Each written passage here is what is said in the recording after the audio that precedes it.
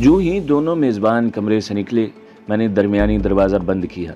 हालांकि इस तरफ गुल था, खतरे की कोई बात न थी, लेकिन मुझे इस बेड पर लेटना था जिस पर अनु लेटी हुई थी। बड़ा सा कंबल भी एक था। हमें एक ही बेड के ऊपर एक ही कंबल के नीचे सोना था। यूं ही बिला तामुल तकलीफ़ सो जाना हम दोनों को पसंद न था। मैं ये भी नहीं चाहता था कि गुल मेरे और अनु के दरमियान इखलाकी और एहतियात की हदबंदी देखे और हमारा झूठ इस पर ज़ाहिर हो जाए। हमें बाहर तो और हर जगह बहसीत मियाँ बीवी रहना था। मैंने कुशन उठाकर एक सरहद कायम कर दी। अनु बेसुध पड़ी थी। मैं जब इसके कंबल के नीचे गया तो अनु के बदन और बालों से फूटती पागल कर देने वाली महक ने मेरा इस्तकबाल किया था। वक़्त का अंदाज़ा नहीं कि हमें कितनी देर नींद लेने की इजाज़त दी गई थी, और ये भी कि क्यों दी गई थी। मेरे कंबल का कोना खींचा गया तो मेरी नींद टूट गई। पहले सोए सोए जहन में ख्याल आया कि अनु होगी, लेकिन इसका एक हाथ अपने सीने पर टिका महसूस करके सोचा गुल अहमद ने किसी वजह से जगाना ज़रूरी समझा होगा। दूसरे झटके पर मैंने नहीं, किसी ने मेरे चेहरे से कंबल उलट दिया था। चंद सेकंड तो मैं खुमार आलूद निगाहों से इस अजनबी मर्दाना चेहरे को घूरता रहा, फिर जैसे खतरे की भीड़ ने डंक मारा था मैंने कंबल उछाल कर अनु पर फेंक दिया। कमरे में 4 मुसल्ले अफराद थे। चारों ने बेड को घेरे में ले रखा था। अपनी वाइफ को भी जगाओ साहिब, एक आदमी ने नरम मगर जहरीले लहजे में कहा। लेकिन क्यों? मैंने खुशमनाक निगाहों से इसे देखा। तुम लोग कौन हो और बिला इजाज़त क्यों अंदर आ गए हो? यार वो हंस पड़ा। प्रोफेशनली टीचर हो शायद, बहुत सवाल करते हो। तुमने 3 सवाल पूछे हैं, मैं 1 बाय 1 जवाब दूंगा। हमारे बड़े साहब ने तुम्हारी दावत का इंतज़ाम किया है। हम लोग हुक्म के गुलाम हैं और हमें लॉक की चाबी दी गई थी, इसलिए लॉक से इजाज़त लेकर अंदर घुस आए। इसने हल्का सा कहका लगाया। कोई और सवाल हो तो वो भी पूछ लो, उसने कहा। तुम्हें यकीनन गलत फहमी हुई है और किसी ने गलत इतला दी है। मैंने कुलबुलाती अनु को इशारती थपकी दी कि अभी मत उठना। तुम्हें नहीं बताया गया होगा कि मेरी बीवी का बाप कौन है, मैंने कहा। कोई मर्द होगा, इसने जवाब दिया। हाँ, मर्द और आला फौजी ऑफिसर जो अपनी कार पर फ्लैग लगाने का हकदार है, मैंने कहा। वेरी गुड, वो चहक कर बोला। इसका मेज़बान भी फ्लैग ऑफिसर है। हम तुम खामखा क्यों डायलॉग में वक़्त ज़ाया करें। हाँ ये बताओ, अपने साथी को किस काम से भेजा है? वो हमारे किराए का ड्राइवर था, मैंने जवाब दिया। यहाँ ही होगा, हमने पूरे वीक के लिए बुक किया हुआ है। ओ भाई, दूसरा मज़हका उड़ाने वाले अंदाज में बोल पड़ा। क्यों हमारा मगज़ फिरता है? बोल कब वापस आएगा, उसने कहा। मुझे बताकर नहीं गया, मैंने नाराज़ लहजे में जवाब दिया। तुम में से कोई इसका इंतज़ार करे, जब आए तो फिर बीवी को उठाओ, वो जाग रही है, उसने मेरी बात काटी। तुमने ठीक बोला, हम इसे तलाश कर लेंगे। इससे कबल के मैं अनु को उठाता, कंबल परे करके चादर ओढ़ती हुई वो उठ बैठी। इसे देखकर वो चारों होंक से हो गए। देर से मैं इन सुअरों की आवाज़ सुन नहीं हूँ। वो दहकती आवाज़ में बोली, ए मिस्टर, तुम्हारा कौन सा रैंक है? उसने पूछा। Inspector, sub inspector Madan Gopal. इसने बौखलाहट में रैंक के साथ नाम भी बता दिया था। Get out. अनु हाथ उठाकर धाड़ी। दफा हो जाओ और कम से कम एसपी को भेजो। एक जनरल की बेटी और कर्नल की बीवी तुम जैसे सब इंस्पेक्टर के साथ नहीं जाएगी। चाहो तो बाहर गार्ड खड़ा कर जाना। Yes madam. Sub inspector Madan के चेहरे पर हमाइयां उड़ने लगी थी। बाकी तीनों पांव जोड़कर खड़े थे। शट अप, अनु फट पड़ी। क्या बकरे जैसा बोलता है? जाओ और इनको बाहर खड़ा करो। डार्लिंग, मैंने पाँव उतार कर जूते सीधे करते हुए कहा। ये मुलाजिम है, इसे ऑर्डर मिला होगा। इस बेचारे पर आप क्यों बरस रही हैं? उठो, अपने पापा को कॉल करो, खुद इनको संभाल लेंगे, मैंने कहा। यस मैडम, सर की तजवीज़ माकूल है। सब इंस्पेक्टर अदब से बोला। आप जनरल साहब से बात करें, यकीनन उधर इन्फॉर्मल ने गलत इतला दी होगी। मैं भी अपने हेडक्वार्टर बात करता हूँ। वो कुत्ता कौन है? अनु ने कहा। वो कुतिया है मैडम, मदन ने बताया। वही लड़की जिसे आप मजलूम मुसलमान समझकर खामखा एक जुर्म कर बैठे हैं। ओ, अनु के हलक से अजीब आवाज़ उभरी। आईसी, वो सिक्योरिटी फोर्सेस के लिए उजरत पर काम करती है, मदन बताने लगा। मेरे कान साईं साईं बजने लगे थे और खून की गर्दिश रगों को ठोकरें मारने लगी थी। हमें एक लड़की ने कितना बेवकूफ़ बनाया था। हमने इसे एक दहशतगर्द कमांडर के लिए बतौर चारा इस्तेमाल किया था। आप लोग तो बाई चांस इसके जाल में फंसे हैं। इसने जो तहरीरी रिपोर्ट हेडक्वार्टर को दी है, इसके मुताबिक आप भी दहशतगर्द हैं। क्या आप लोगों ने एमुनेशन डिपो के सूबेदार मेजर और एक गार्ड को कत्ल नहीं किया और वहां से एमुनेशन नहीं उड़ाया? उसने कहा। वो झूठ बोलती है, अनु बोली। हमें एक जगह एमपी ने रोक कर कैंप में बिठाया था। हमारा ड्राइवर और वो लड़की गाड़ी लेकर ऊपर चले गए थे, लेकिन हम दूसरों के फेल के जिम्मेदार नहीं हैं, अनु ने कहा। प्लीज़ आप मेरे साथ चले, मदन इल्तिजाइया अंदाज में बोला। आपको एहतराम के साथ ले जाऊंगा। اچھا تم لوگ باہر انتظار کرو، انو اٹھتے ہوئے بولی۔ میں پاپا سے بات کر لوں پھر چلوں گی، انو نے کہا۔ تھینک یو میڈم، مدن بولا۔ رام کرے آپ وہ نہ ہوں، اس نے کہا۔ اس نے ساتھیوں کو باہر چلنے کا حکم دیا۔ اس کا مطلب یہی تھا کہ وہی ریڈ کمانڈر تھا۔ انو نے کھڑکی کا پردہ ہٹا کر رہدری میں دیکھا اور منہ بناتی کھڑکی سے ہٹائی۔ ابھی تو ہم نے سر منڈا کر ہاتھ بھی سر پر نہیں پھیرا تھا اور اولے برس پڑے۔ وہ باہر ہیں، تم دیکھو بیک ڈور استعمال کرنے کا کتنا چانس ہے، انو نے کہا۔ میں نے دوسرے کمرے میں جا کر دیکھا، بیک ڈور نہ تھا، 2 کھڑکیاں تھیں اور دونوں پر موٹی گریل چڑی ہوئی تھی۔ باتھ روم میں بھی کوئی روشن دان نہ تھا۔ گل احمد یقیناً فرنٹ ڈور سے باہر نکلا ہوگا، کسی کام سے گیا ہوگا، ورنہ خطرے کی صورت میں وہ ہمیں کبھی چھوڑ نہ سکتا تھا۔ واپس آیا تو عجیب منظر دیکھا۔ انو کسی چھپکلی کی طرح دیوار سے چمٹی روشن دان کھول رہی تھی۔ آج بھی میں حیران ہوں کہ انسان میں چیونٹی اور چھپکلی جیسی خوبی کیسے تھی۔ انو بلا شبہ دیوار سے چپکی ہوئی تھی۔ پتھروں کی 18 انچ موٹی دیوار میں روشن دان بھی بڑے سائز کا تھا، جسے دونوں دیواروں کے ساتھ لیور کے ساتھ جوڑا گیا تھا۔ پٹ اوپر اٹھا کر وہ سمٹی ہوئی ہال میں داخل ہو گئی۔ پھر گردن موڑ کر اس نے اشارہ کیا کہ دروازہ بآہستگی اندر سے بولٹ کر دیا جائے۔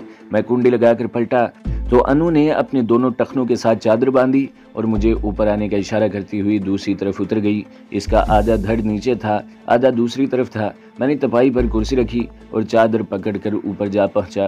مجھے اوپر دیکھ کر اس نے ٹانگیں اوپر کی اور میں نے چادر کھول دی۔ روشن دان کے نیچے غالباً ملازم پیشہ لوگوں کے لیے چھوٹے چھوٹے کوارٹر تھے۔ روشن دان کی بلندی سے چھت کا فاصلہ 10-12 فٹ رہا ہوگا۔ چادر پکڑو، کم از کم آدھا فاصلہ رہ جائے گا۔ انو نے چادر کا کونا پکڑ کر مجھے زبردستی نیچے دھکا دیا۔ وہ اوپر گھٹنوں کے بل جھکی مجھے چادر کے ذریعے اتار رہی تھی اور میں مرد ہونے کے ناطے ہر بار اس کا سہارا لینے پر ندامت محسوس کرتا نیچے گیا تھا۔ آدھے سے بھی کم فاصلہ رہ گیا تھا۔ میں نے چادر چھوڑی اور سہولت سے پنجوں کے بل چھت پر جا کھڑا ہوا۔ اوپر دیکھا تو انو پر تول رہی تھی۔ مجھے سنبھال کر فوراً سلپ میں چلے جانا۔ اس نے سرگوشی کے ساتھ چھلانگ لگا دی۔ میں نے پاؤں جما کر اسے ہاتھوں پر سنبھالا اور پھر ہم دونوں لڑھکتے چلے گئے۔ ہوٹل کی چکا چوند فرنٹ پر تھی، جس طرح فیشن زدہ عورت کا چہرہ ہی چہرہ دمکتا ہے۔ پچھواڑے غربت کی تاریکی تھی۔ ہم بغیر کسی رکاوٹ ہوٹل کے کمپاؤنڈ وال اتر کر سڑک کی اترائی میں ڈوبنے لگے تھے۔ انو کی ذہانت اور جرت نے بچا لیا تھا۔ جہانگیر ویران اور سکوت میں ڈوبی سڑک پر انو بولی، میرا خیال ہے ہم کرفیو کی خلاف ورزی کر رہے ہیں۔ اگر یہ سچ ہے تو کسی بھی وقت اندھی گولیاں یا بھونکتے کتے ہمارے قدم روک لیں گے۔ چلو وہاں رات کا بقیہ حصہ گزارتے ہیں۔ انو نے ایک شکستہ کیبن کی جانب اشارہ کیا۔ کیبن سڑک کے 15-20 قدم ہٹ کر چڑھائی پر تھا۔ ویسے بھی ہمارے مہربان ہمارے لیے پریشان ہو چکے ہوں گے، انو نے کہا۔ پھسلوان چڑھائی تھی۔ انو تو ہاتھ پاؤں سے چوپائے کی طرح بآسانی چڑھ گئی تھی۔ میرے جوتوں کے تلے گھس جانے کی وجہ سے پھسل جاتے تھے۔ مجبوراً مجھے بھی انو کا ہی انداز اپنانا پڑا تھا۔ کیبن نہ جانے کب سے متروک تھا۔ اندر باہر شگستہ دیواروں کے پتھر بکھرے ہوئے تھے۔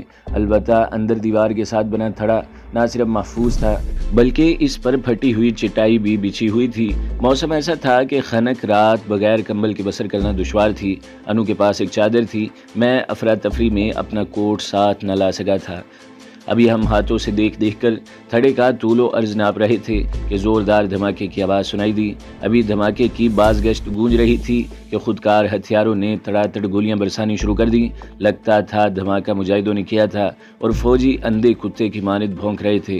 ہم نے سڑک پر دوڑتی فوجی گاڑیاں بھی دیکھی تھی اور خدا کا شکر ادا کیا تھا کہ ہم بروقت محفوظ آڑ میں چلے آئے تھے۔ چلو باری باری سوئیں گے، انو نے جوتے اتارتے ہوئے کہا۔ اگر تمہارے ساتھ یہاں شیلا کماری ہوتی تو دل اور شرعی اجازت سے تم دونوں فائدہ اٹھا لیتے۔ یکجانی کے لیے تھڑا انکار نہ کرتا۔ دل اور تھڑا، میں نے ایک ایک لفظ چبا کر ادا کیا۔ دونوں یکجائی کے لیے ترس رہے ہیں، البتہ شرعی پوزیشن درمیان میں حائل ہے۔ میرا خیال ہے یہ وقت اور جگہ ایسی گفتگو کے لیے موضوع نہیں۔ انو ایک دم سکڑتی ہوئی دور ہو گئی تو میں منہ پر ہاتھ رکھ کر ہنستا چلا گیا۔ سنو میں سونے لگی ہوں، جب نیند محسوس کرو تو مجھے جگا دینا، انو نے کہا۔ اگر اتنی ہمت نہ تھی تو پہلے چھیڑا ہی کیوں تھا، میں نے کہا۔ مت ایسی فضول باتیں کرو، میں نے اسے جھڑک دیا۔ اب سو جاؤ۔ جزاک اللہ میرے پیارے دوست، انو لرزتی آواز میں بولی۔ انیلا کے مان اور بھرم کے پاسبان تم ہی ہو۔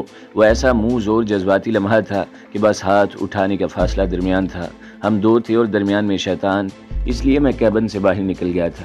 کیبن کے سامنے میرا جانا پہچانا محلہ تھا، جس میں سادات خاندانوں کی اکثریت تھی۔ اس محلے میں میرا ایک دوست تھا جس کی ماں کو بھی میں بھی اماں کہا کرتا تھا، سید ثبت حسن، اس کی بہن بطول جو 10ویں جماعت کی طالبہ تھی، مجھے بھی اپنے بھائی کی طرح چاہتی تھی۔ بقول اماں بھی بطول انگریزی میں فرفر تھی لیکن حساب میں تھر تھر تھی۔ اس نے خود بتایا تھا کہ وہ حساب کا پیپر دیکھ کر تھر تھر کانپنے لگتی ہے۔ میں عموماً اسے حساب کے قاعدے سمجھایا کرتا تھا۔ اس محلے میں فائرنگ کا تبادلہ ہو رہا تھا۔ ثبت حسن کا گھر امام باڑے کے پچھواڑے میں تھا۔ اگر انو نہ ہوتی تو میں سڑک پار کر کے گلیوں گلیوں ثبت حسن کے گھر چلا جاتا۔ اس سید گھرانے کا تفصیلی تعارف میں نے اس لیے یہاں کرایا ہے کہ اس رات اس محترم خاندان پر ہمالیہ ٹوٹ پڑا تھا اور وقت نے نمک کا حق ادا کرنے مجھے ادھر ادھر سے رگیت کر وہاں پہنچا دیا تھا۔ آدھا گھنٹہ بھی نہ ہوا تھا میں کیبن سے نکل کر خنک اور تیز ہواؤں سے بچنے کی خاطر کوہان کی طرح ابری چٹان سے پوست لگا کر بیٹھ گیا تھا۔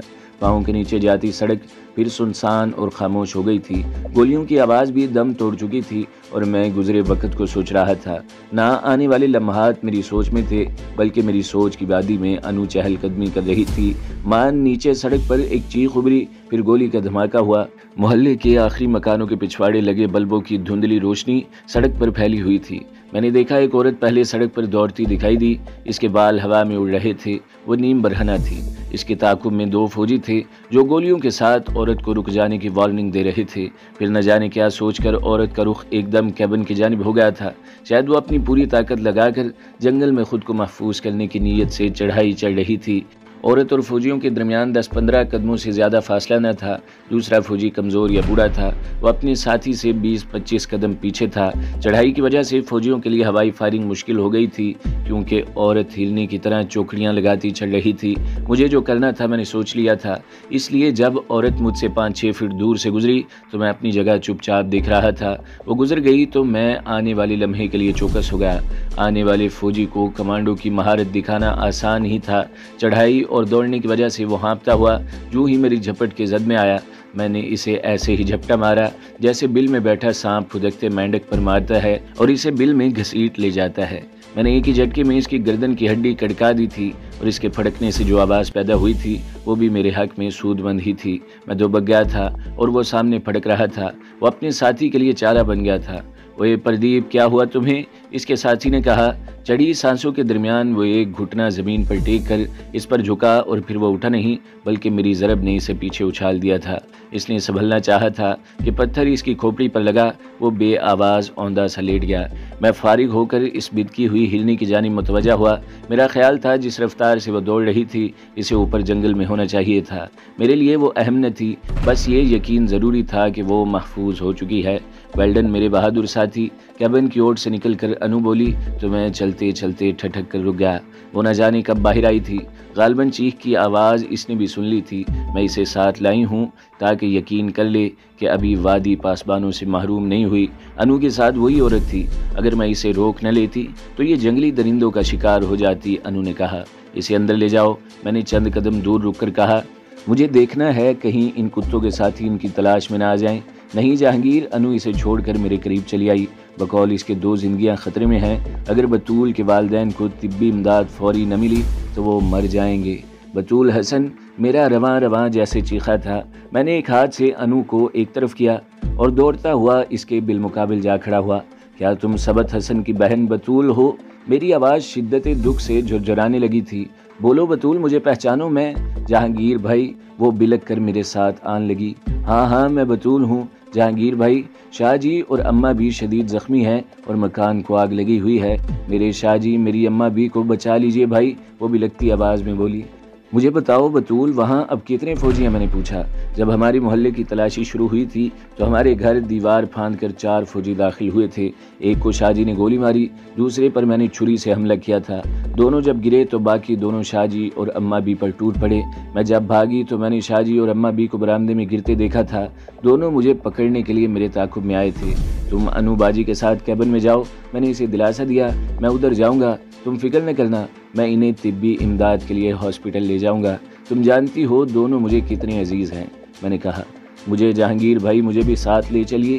وہ ہچکیوں میں بولی، میری ان کو ضرورت ہوگی۔ اگر مجھے یقین ہوتا کہ میں لڑتی ہوئی شہید ہو جاؤں گی تو میں ان کو چھوڑ کر کبھی نہ فرار ہوتی۔ یہاں یہ کتے مجھ جیسی لڑکیوں کو زندہ پکڑ کر لے جاتے ہیں۔ اس نے کہا، ہمارا جانا ٹھیک نہیں بطول، انو نے اسے پھر کلاوے میں بھر لیا۔ جس خطرے کو پیش نظر رکھ کر تم فرار ہوئی ہو وہ اب بھی محلے میں موجود ہوگا۔ جہانگیر ان کو بچانے یا شہید ہونے کی سعادت حاصل کرے گا۔ آؤ ہم سب کی سلامتی کے لیے اپنے اللہ سے فریاد کریں گے۔ انو، میں نے کہا، ان مرداروں کی ایک رائفل میں لے جاؤں گا، ایک تم لے لو۔ اگر میں واپس نہ آیا تو بطول میری بہن ہے، یہ امانت ہے، اس کی حفاظت کرنا پلیز، میں نے کہا۔ جاؤ جہانگیر، انو واپس مڑتے ہوئے بولی، ہمیں اللہ کے سپرد کر دو۔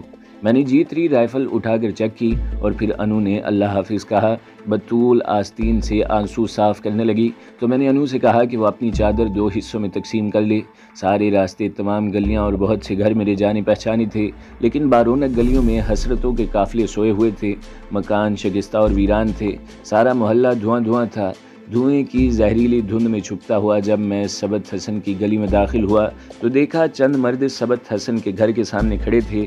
شعلے اور اوپر اٹھتا دھواں دیکھ کر میری ٹانگوں سے جان نکلنے لگی تھی۔ آپ لوگ آگ بجھانے کی کوشش کیوں نہیں کرتے؟ قریب جا کر میں نے پوچھا۔ بجھ بھی گئی تو کیا ہوگا؟ ایک بوڑھا گلوگیر لہجے میں بولا، سب کچھ تباہ ہو چکا ہے، شاہ صاحب اور ان کا خاندان آگ اندر نہیں جانے دیتی۔ ایک شخص نے بتایا، میرا خیال ہے وہ فرار ہو چکے ہیں، اگر اندر ہیں تو کوئلے کی صورت میں ہوں گے۔ دیکھنا تو چاہیے، میں نے کہا اور اچھل کر کمپاؤنڈ وال پر چڑھ گیا۔ صحن میں فوجیوں کی 2 لاشیں پڑی تھی، آگ ابھی کمروں کے دروازوں اور کھڑکیوں تک آئی تھی۔ میں دوڑتا ہوا اونچے برآمدے میں گیا۔ اماں بھی میں نے دیکھا، اماں اس حالت میں بیٹھی تھی کہ شاہ جی کا سر ان کی آغوش میں تھا اور اماں بھی بآواز بلند قرآن پاک کی تلاوت کر رہی تھی۔ انہوں نے میری آواز کا جواب ہاتھ کے اشارے سے دیا تھا، اماں بھی، میں آپ کا بیٹا جہانگیر ہوں۔ اماں بھی نے پھر فرش پر تھپکی دی اور تلاوت کا سلسلہ منقطع نہ ہونے دیا۔ کیا شاہ جی شہید ہو چکے ہیں؟ میں نے شاہ جی کی نبض پر ہاتھ رکھا، میری انگلیاں خون سے تر ہو گئی تھیں۔ شاہ جی کی نبض خاموش تھی۔ میں نے بآواز بلند انا للہ و انا الیہ راجعون پڑھا۔ میں آپ کو لینے آیا ہوں اماں بھی، چلیے میں شاہ جی کا جسد خاکی اٹھاتا ہوں۔ نہیں بچے، اماں جی نے میرے ہاتھ پر ہاتھ رکھا، ان کی روح اوپر پہنچا کر ابھی فرشتے واپس آئیں گے، مجھے بھی تو شاہ جی کے پاس جانا ہے۔ نہیں اماں بھی، میں نے ان کا خون میں لتھڑا ہوا ہاتھ آنکھوں اور ہونٹوں سے لگایا، آپ کو ثبت حسن، بطول اور میرے لیے زندہ رہنا ہوگا۔ تم کہاں تھے بچے؟ تمہیں کچھ خبر نہیں؟ میرا ثبت حسن تو 1 ماہ ہوا جنت کے لیے روانہ ہو چکا ہے، بطول کو بھیڑیے اٹھا لے گئے ہیں، شاہ جی بھی چلے گئے، مجھے کس کے لیے زندہ رہنا چاہیے؟ دیکھو مجھے یہاں گولی لگی ہے۔ اماں بھی نے دایاں شانہ دکھایا، ان کی چادر اور لباس خون میں ڈوبا ہوا تھا۔ میرے لیے اماں بھی، بطول کی خاطر، میں نے ان کی چادر سے ان کا شانہ باندھتے ہوئے کہا، بطول کو میں نے بھیڑیوں سے چھین لیا ہے، وہ میرے گھر پر محفوظ ہے۔ چلیے اماں بھی، آپ جانتی ہیں خودکشی حرام ہے، شانے کا زخم اتنا مہلک نہیں ہوتا، میں نے کہا۔ لیکن یہ شہید، اماں بھی نے احتجاج کیا۔ نہیں نہیں بچے، میں ان کو آگ کے لیے نہیں چھوڑ سکتی، انہوں نے کہا۔ اہل محلہ باہر گلی میں کھڑے ہیں، ہم شاہ جی شہید کو عقیدت و احترام کے ساتھ سپرد خاک کریں گے، لیکن پہلے آپ کے زخم کا علاج ہوگا۔ چلیے اماں بھی۔ میں نے ان کو اٹھا لیا۔ اماں بھی احتجاج کرنے لگی تھی، لیکن میں ڈیوٹی کا دروازہ کھول کر ان کو گلی میں لے گیا تھا۔ میرے بزرگوں، حضرت شاہ جی شہید ہو گئے ہیں، برائے مہربانی کچھ لوگ اندر جا کر ان کی لاش باہر لے آئیں اور کچھ بزرگ میرے ساتھ ہاسپٹل تک چلیں، بی بی جی شدید زخمی ہیں، میں نے کہا۔